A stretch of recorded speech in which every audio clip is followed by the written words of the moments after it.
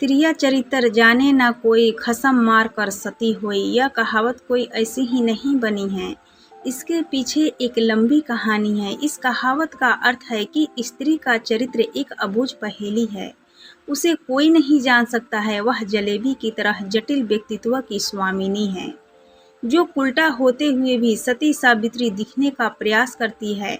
वह अपने पति को मारकर सती होने का स्वांग रच लेती है, पर ऐसा चरित्र समस्त स्त्रियों का हो यह जरूरी नहीं है। कुछ स्त्रियां ही ऐसे चरित्र का मालकिन होती है, समस्त नहीं।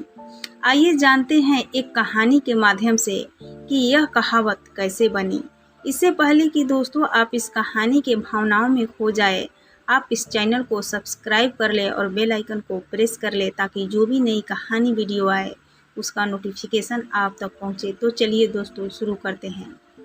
पंपापुर नामक एक राज्य था, जहां पर विलास राय नामक राजा राज करता था। राजा का जैसा नाम था वैसे ही उसके गुण थे, अर्थात वह एक विलासी राजा था। पूरे राज्य में स्वच्छंदता का बोलबाला था। न केवल पुरुषों अपितु स्त्रियों का भी हद दर्जे तक चारित्रिक पतन हो गया था। विवाहेतर संबंध कायम करना एक आम बात थी उस राज्य में। उस राज्य में सुधर्मा नामक एक लकड़हारा रहता था। उसकी पत्नी का नाम सुलक्षणा था। सुधर्मा सुबह सुबह लकड़ी काटने वन में चला जाया करता था और देर शाम तक वापस लौटता था। दिन भर घर में सुलक्षणा अकेली रहती थी और बोर होती रहती थी। सुलक्षणा अति सुंदर स्त्री थी और आत्ममुग्ध नायिका की तरह अपने रूप यौवन को आईने में देखकर हर्षित होती रहती थी। शाम को सुधर्मा थका हारा आता था और खाना खाकर जल्दी ही सो जाया करता था।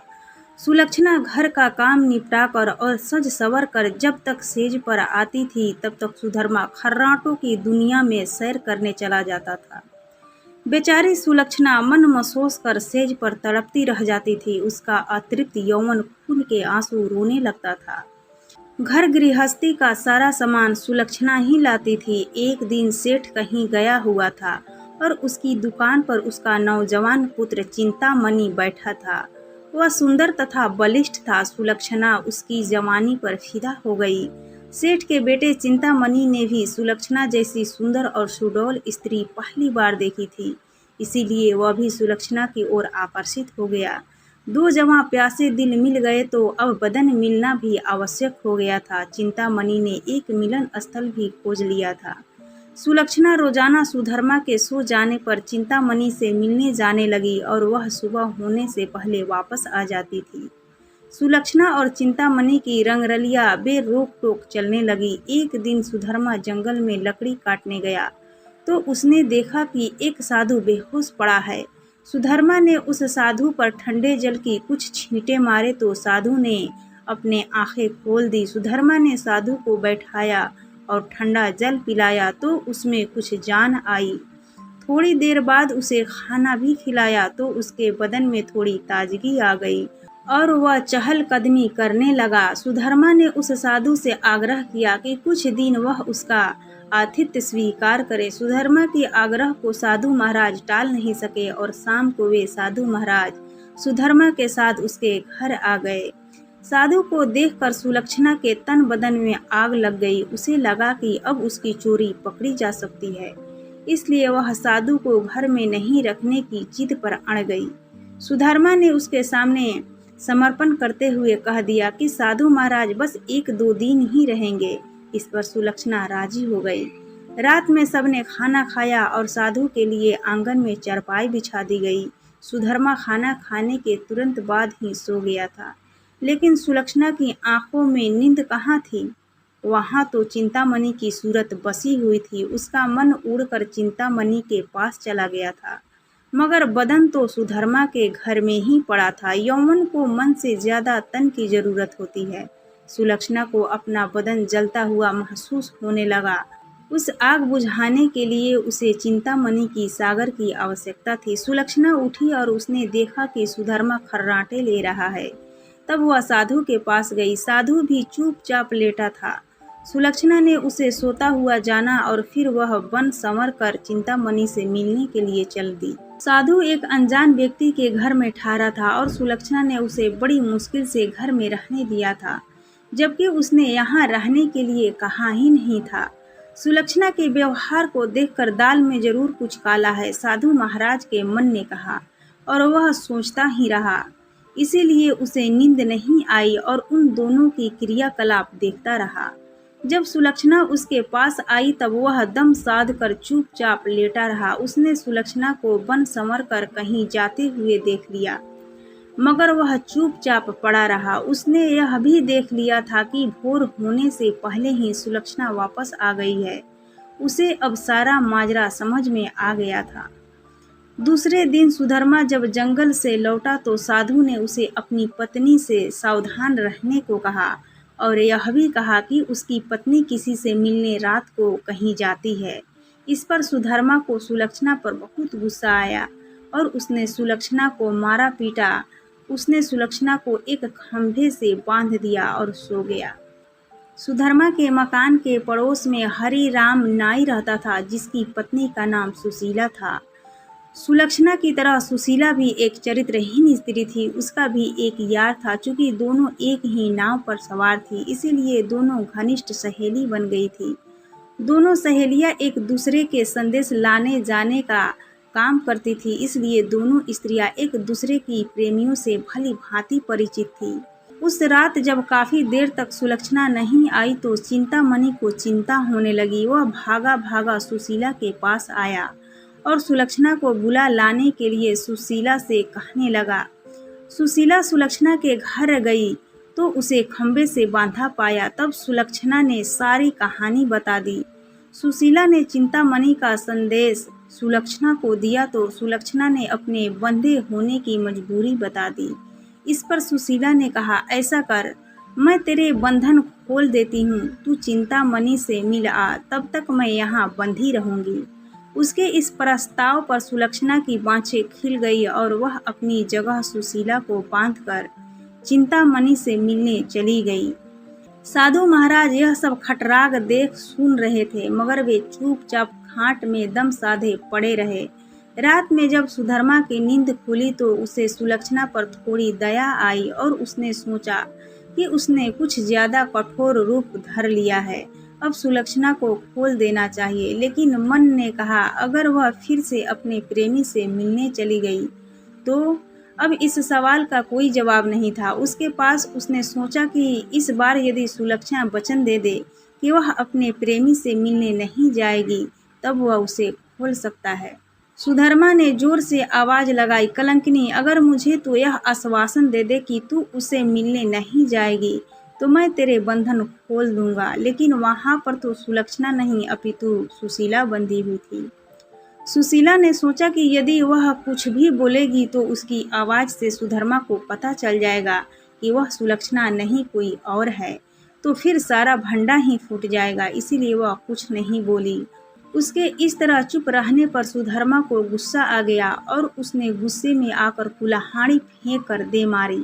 कुल्हाड़ी सीधे सुशीला के नाक पर जाकर लगी और उसकी नाक कट गई। वह अंदर ही अंदर सारा दर्द सहन कर गई, मगर उसने एक भी कर्राह नहीं निकलने दी। कुल्हाड़ी फेंक कर मारने से सुधर्मा का गुस्सा थोड़ा ठंडा हो गया और वह सो गया। उधर सुलक्षणा आज जल्दी ही वापस आ गई और जल्दी जल्दी सुशीला के बंधन खोल डाले। तब सुशीला ने अपनी कटी हुई नाक दिखाई और सारा वाकया सुना डाला। सुलक्षणा यह देखकर और सुनकर कांप उठी, मगर अब क्या हो सकता है। सुशीला अपने घर को चली गई और सुलक्षणा फिर से उसी खंबे से बंधी खड़ी हो गई। साधु बाबा चरपाई पर पड़े पड़े यह सारा तिरिया चरित्र देख रहे थे। थोड़ी देर बाद जब सुधर्मा की नींद खुली तो उसने अपनी पत्नी सुलक्षणा से फिर से कहा, देख, तू अब भी मुझसे सच सच कह दे और मुझसे यह वचन दे दे कि तू फिर कभी उससे मिलने नहीं जाएगी तो ठीक रहेगा, नहीं तो जिस प्रकार मैंने तेरी नाक काटी है अब तेरे दोनों कान भी काट दूंगा। फिर तू नक्कटी और बूची हो जाएगी, तब तेरा घर से निकलना भी मुश्किल हो जाएगा।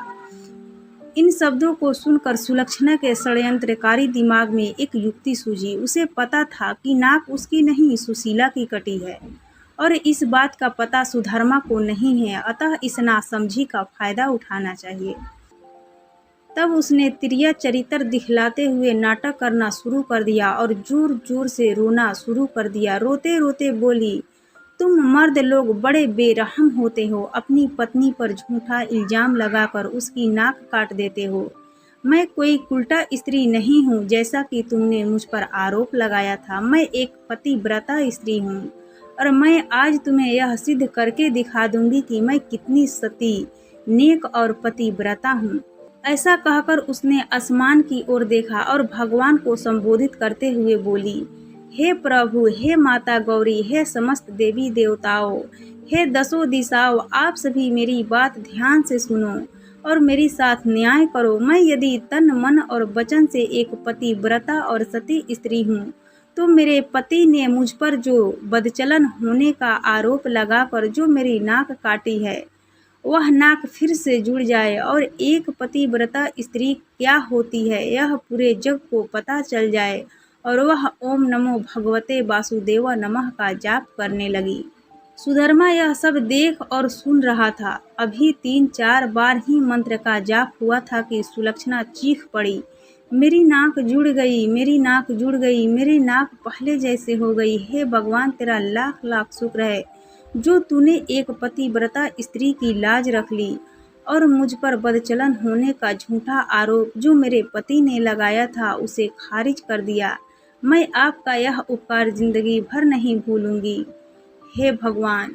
और उसने नीचे धरती पर झुककर भगवान को प्रणाम किया। तब तक सुबह हो गई थी। सुधर्मा को उसकी बातों पर विश्वास नहीं हुआ, इसलिए वह उसके पास गया और उसकी नाक को छू कर देखा। वह पहले जैसी ही थी। वह सुलक्षणा को आश्चर्य से देखता ही रह गया और अपनी गलती पर पछताने लगा। उधर सुशीला ने अपने चेहरे पर एक कपड़ा इस तरह लगा लिया कि नाक दिखाई नहीं दे। सुबह होने पर नाई हरिराम अपनी दुकान जाने लगा तो उसने अपनी पेटी संभाली। उसमें एक बड़ा वाला उस्तारा नहीं था। उसने सुशीला से कहा कि बड़ा वाला उस्तारा ला दे। सुशीला नाक कटने से चिढ़ी हुई थी तो उसने हरिराम की तरफ एक चाकू फेंक दिया और कहा, ले यह ले तेरा बड़ा वाला उस्तारा। बड़े वाले उस्तरे की जगह चाकू देखकर हरिराम का पारा 7वें आसमान पर चढ़ गया। उसने अपनी पेटी खोली और एक छोटी उस्तरा निकाला और उसे सुशीला की ओर फेंक कर मारा। सुशीला की चाल कामयाब हो गई। वह यही तो चाहती थी। उसने उस्तरा हाथ में पकड़ा और जोर जोर से चिल्लाने लगी, अरे मेरी नाक काट दी, हाय मेरी नाक काट दी। उसकी आवाज़ सुनकर अड़ोसी पड़ोसी आ गए और वहाँ भीड़ लग गई। लोगों ने देखा कि सुशीला की नाक कटी हुई है और उसके हाथ में एक छोटा उस्तारा भी है। सुशीला कहे जा रही थी कि उसके पति ने उसे बदचलन बताकर बेवजह ही उसकी नाक उस तरह से काट दी है। लोगों ने सुशीला की बात सही मान ली और हरिराम नाई की खूब पिटाई कर दी। इतनी देर में राजा के सिपाही आ गए और हरिराम नाई को पकड़ ले गए।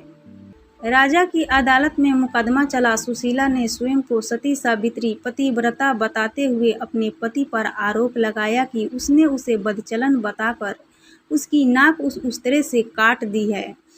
उस्तरा भी था और सुशीला की नाक भी कटी हुई थी। एक पत्नी अपने पति पर मिथ्या आरोप क्यों लगाएगी? अतः राजा ने हरिराम नाई को दोषी मानते हुए उसे मृत्यु दंड सुना दिया। इस मृत्यु दंड की चर्चा पूरे राज्य में फैल गई। सुधर्मा के घर में ठहरे हुए साधु महाराज ने भी जब हरिराम नाई को मृत्यु दंड की बात सुनी तब वह विचलित हो गया। उसे दोनों स्त्रियों की त्रिया चरित्र का संपूर्ण ज्ञान था, जिसकी चपेट में एक निर्दोष व्यक्ति हरिराम नाई आ रहा था और अपनी जान से हाथ धो रहा था। तब वह राजा के पास गया और संपूर्ण घटनाक्रम राजा को कह सुनाया। राजा ने सुधर्मा और सुलक्षणा को दरबार में बुलवाया और कड़क कर सारी बातें सच सच बताने के लिए कहा। तब सुलक्षणा और सुशीला ने सारी बातें सच सच बता दी और अपने स्वांग को भी बता दिया। अब मामला पूरी तरह से साफ हो चुका था। दोनों स्त्रियों का अपराध सामने आ गया था और हरिराम नाई निर्दोष सिद्ध हो गया था। इस षड्यंत्र के लिए दोनों कुलटाओं को भीषण दंड दिया जाना था, लेकिन स्त्री, बालक और साधु को मृत्यु दंड नहीं दिया जा सकता है। इस शास्त्रीय विधान के अनुसार दोनों स्त्रियों के नाक कान काटकर उन्हें छोड़ दिया गया। इस पूरे वृतांत को देखकर साधु महाराज बोले, तिरिया चरित्र जाने नहीं कोई, खसम मार कर सती होई। तो दोस्तों ये कहानी आपको कैसी लगी कृपया हमें कमेंट बॉक्स में कमेंट करके ज़रूर बताएं, और साथ ही अच्छी लगी होगी तो अपने दोस्तों के साथ ज़रूर शेयर करें, और साथ ही इस चैनल को सब्सक्राइब कर ले और बेल आइकन को प्रेस कर ले ताकि जो भी नई कहानी वीडियो आए उसका नोटिफिकेशन आप तक पहुंचे। तो दोस्तों हम विदा लेते हैं, फिर मिलेंगे ऐसी ही नई कहानी वीडियो के साथ। तब तक के लिए आप अपना ध्यान रखिए, अपना ख्याल रखिए, खुश रहिए और खुशियाँ बांटते रहिए, क्योंकि खुशियाँ बांटने से ही बढ़ती है। जय हिंद, जय भारत।